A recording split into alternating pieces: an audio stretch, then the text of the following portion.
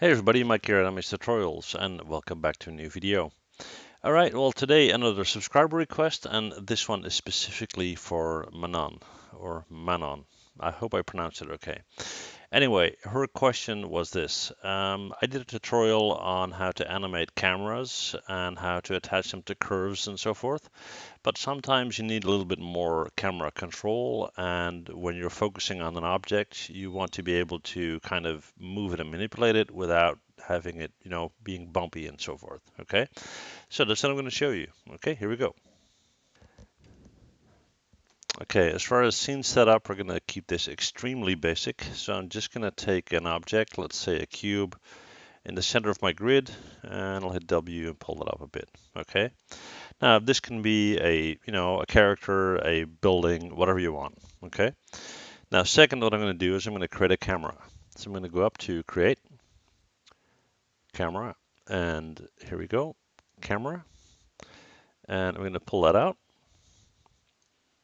And the next what I'm going to do is I'm going to position it in a correct distance from my object. So I'm going to go up to Panels, Perspective, and I'm going to select Camera 1.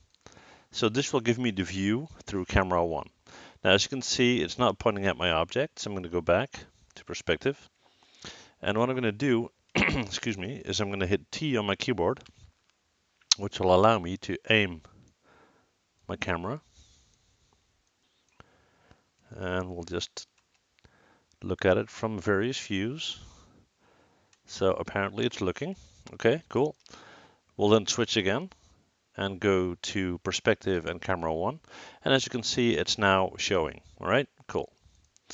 Now, let's say I want to have this camera rotate around my object, but only for a partial movement, okay?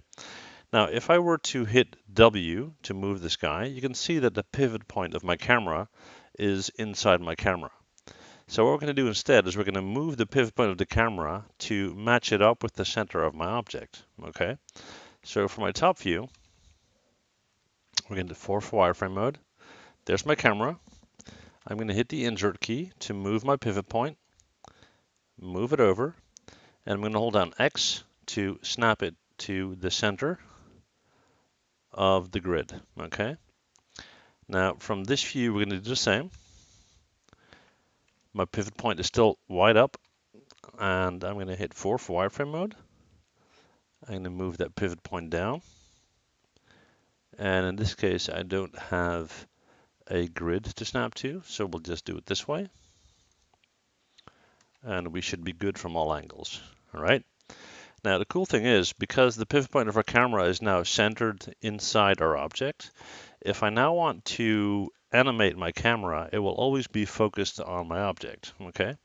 So let's do 200 frames. We're on frame 1, and I got my camera selected.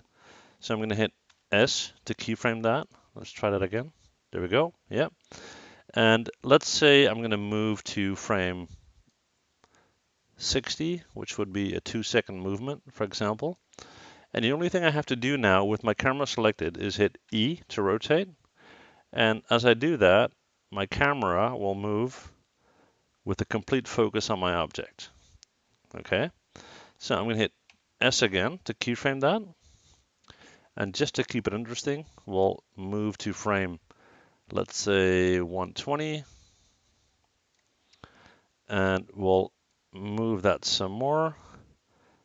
And we'll move that up a little bit. Okay, hit S to keyframe that. And then let's move to frame, I don't know, 160. And we'll move that a bit further and kind of push that down to about there, okay? And hit S to keyframe. Now we're going to go back to frame 1. We're going to hit play.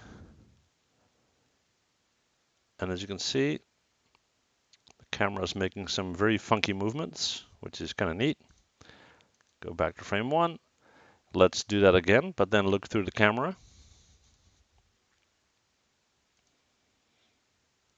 And as you can see, from all angles, we're looking exactly at our object. Okay, that was kind of the point, right? Now, there's only one more thing we can do here, which is And I'll just go back to my perspective view. Whenever we start this animation, it kind of slowly moves into it and slowly moves out of it, and we don't really want that. Okay, so what we're going to do is we're going to go to Windows, we're going to go to General Editors, Animation Editors to Graph Editor. We're going to zoom out a bit, we're going to drag select the whole deal with our left mouse button, and then we're going to hit the linear tangent. Okay, so now if we go back to Panels, Perspective, Camera 1, let's go to Display and turn off our grid. And let's just click it like that. Okay, let's hit our play button and see what we get.